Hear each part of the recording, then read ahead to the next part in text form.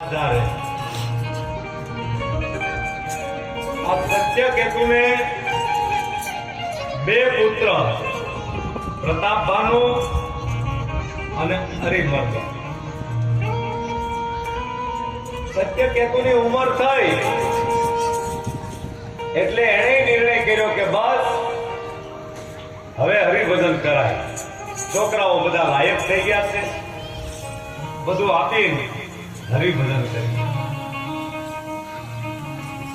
આ નિયમ હતો આપણા દેશમાં કે અમુક ઉંમર થાય ને એટલે લોકો સામેથી મનનો માર્ગ પકડી લે।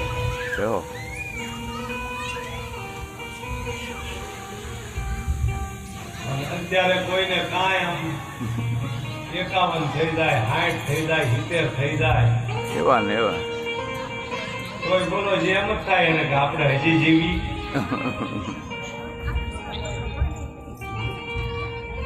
ભજન ન કરે ને જીવવાનું, બોલો એમ કેમ મેળ પડે?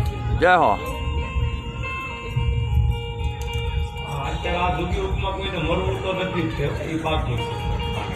બધાને એમ જ છે કે હજી વધારે જીવી, વધારે જીવી, હજી વધારે જીવી।